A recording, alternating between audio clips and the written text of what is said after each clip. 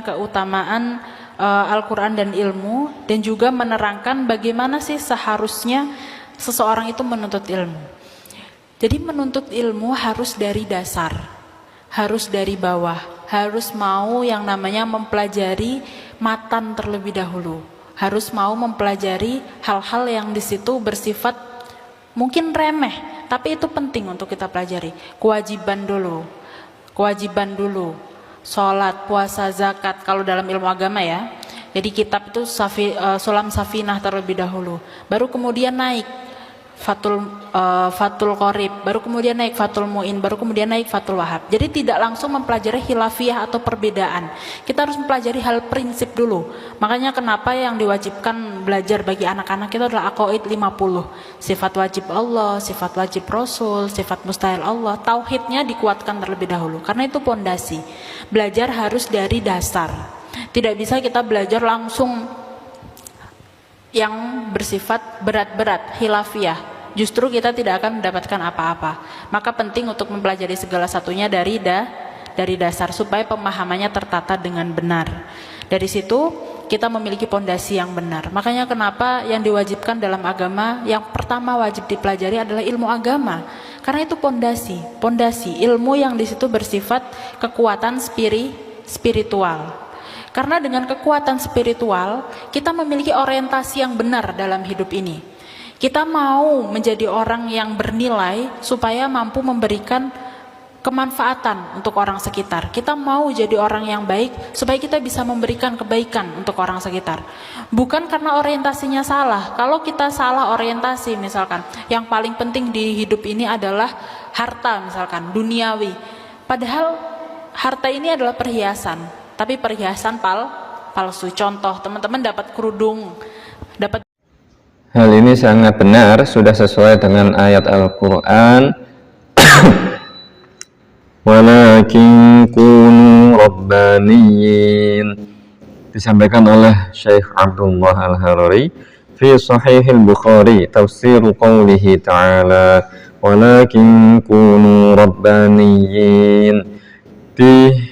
Terdapat di dalam kitab Sahih Al-Bukhari bahwa tafsir firman Allah Ta'ala walakin kunu rabbaniyin, ar-rabbaniyun alladzina yurabbuna an-nasa bi sigharil ilmi qabla kibarihi, bahwa yang disebut rabbaniyun atau rabbaniyin di ayat tersebut adalah mereka hamba yang mendidik umat, yang mendidik murid-muridnya bi sigharil ilmi, dimulai dengan ilmu-ilmu yang kecil-kecil dulu, artinya yang dasar-dasarnya dulu, qabla kibarihi, sebelum nantinya akan mengajarkan ilmu-ilmu yang besar, yang lebih rinci, yang lebih mendalam.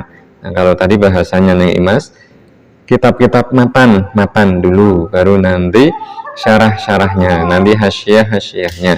Nah, kalau istilah lain mukhtasarat, kemudian halul alfaz, kemudian mutawwalat, dengan berbagai macam istilah ya, tapi maksudnya sama. Al-ilmu yuhassal bitadrij, kata Syekh Abdullah. Ilmu agama ini harus kita pelajari secara bertahap, gak bisa langsung sekalian biok, langsung belajar banyak. Nah, laisa kullul ilmi tuf'atan wahidatan yuhassalu, tidak semua ilmu itu bisa kamu pelajari, bisa kamu rengkuh sekali dayung misalnya. Sekali dayung 2-3 pulau terlampaui, nah itu bukan pada tempatnya. Ibda'u bil mukhtasarat, thumma ba'da fahmil mukhtasarat yutaraqqa ilal mabsutat, thumma ilal mutawwalat ya. Dengan istilah lain tadi apa? Mukhtasarat, kemudian mabsutat, kemudian mutawwalat. Kutubul ilmi salasu maratib, sudah maklum, masyhur di kalangan para ulama, pembelajar ilmu agama Islam, bahwa kitab-kitab ilmu agama Islam itu ada 3 tahapan. Pertama mukhtasar, ya ringkasan-ringkasan, yaitu yang tingkat dasar. Tsumma martabatun wusta, kemudian yang tingkat atau level tengah. Tsumma mutawwalat, nah kemudian yang kitab-kitab besar, kitab yang penjelasannya panjang lebar. Kutubul ilmi salasu maratib ya. Hakadha kutubul ilmi wal fiqhi, kitab ilmu agama, baik ilmu fikih, kemudian kitab nahwu, kitab hadis. Fala yanbaghi lil wahidi qabla an yutqinal mukhtasarat ay yashtaghila bil mutawwalat. Maka keliru jika seseorang prosedurnya langsung disingkat ke mutawalat tanpa dia menguasai benar-benar terlebih dahulu kitab mukhtasarat yang dasar-dasarnya, yang pondasi-pondasinya belum dia kuasai. Li'anna alladhi la yafhamu maqasidal ulama wal fuqaha wal muhaddithin. Nah, karena sebabnya apa? Logikanya gini dijelasin oleh Syekh, bahwa orang yang belum paham dari redaksi-redaksi konsep penyampaian dari para ulama di bidang ilmu tertentu, misal ilmu fikih, ilmu hadis, ilmu nahwu dan semacamnya, ya, dia nggak paham konsepnya, apa yang terjadi? Yaqisu ma yarahu fi hadhil kutub al-mutawwalah ala nahwi ma fahimahu qabla dzalika.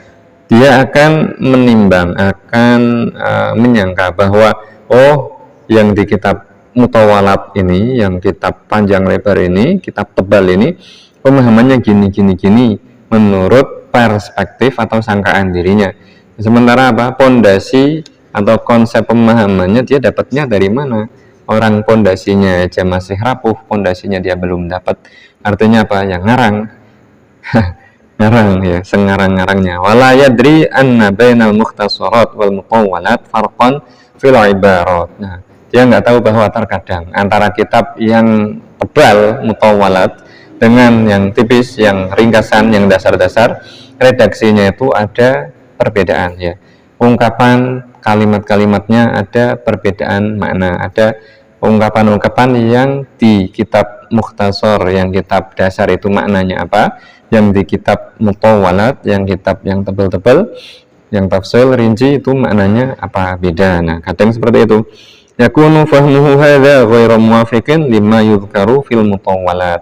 Nah, sehingga jika dia salah prosedur semacam itu, ya menuruti hawa nafsunya saja, dia menyangka sudah memahami ilmu yang begitu rinci, yang begitu tinggi, yang begitu kelas advance ya menurut dia, ternyata salah paham.